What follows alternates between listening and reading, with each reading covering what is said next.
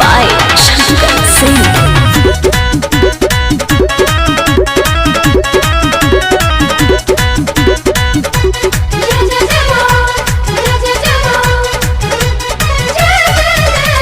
गाई के गोबर सलिप के अंगना पावन करू रहे नदी।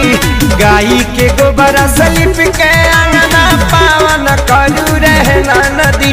अरे पावन करू रहे नदी। मैया अली अंगना परी छावन करू रहे नदी।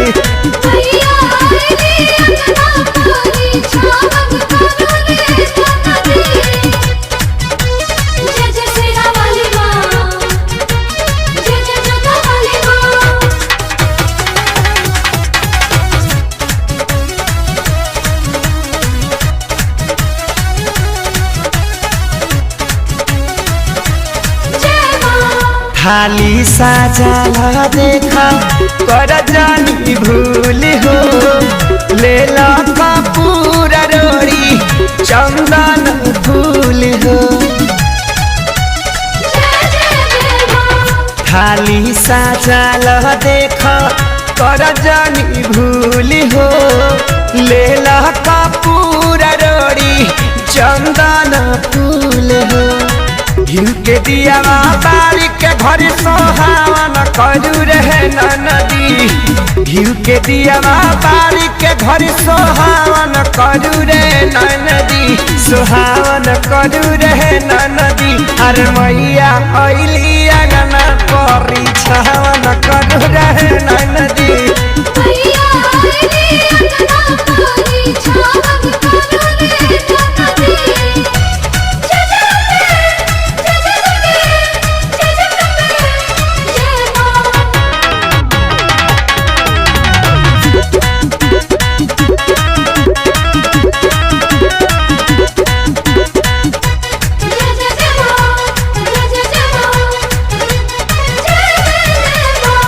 अमती के लेके बानी संगमा में खाड़ हो।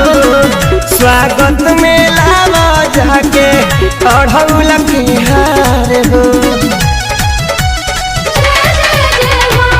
अमती के लेके बानी संगमा में खाड़ हो। स्वागत में लावा जाके अढ़ौल के हार हो। ले ले अगरबत्ती धूप जलावन करू रहे नदी। ले ले अगरबत्ती धूप जलावन करू रहे नदी। जलावन करू रहे नदी। अरे मैया अइली अंगना परी छावन करू रहे नदी।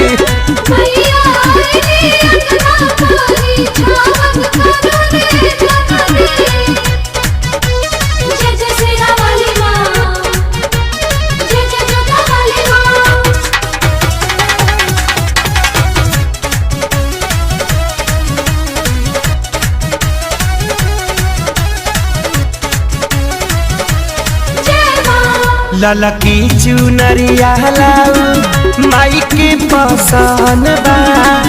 भजन बजावत देख शंकर पवन बा।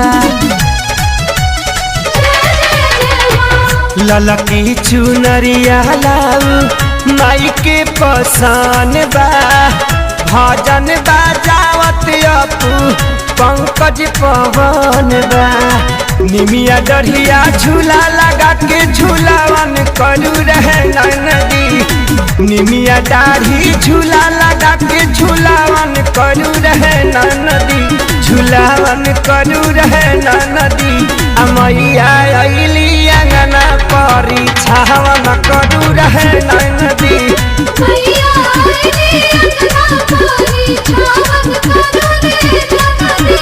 गाई के गोबर सलिप के अंगना पावन करू रहे नदी। अरे पावन करू रहे नदी। मैया अइली अंगना परी छावन करू रहे नदी।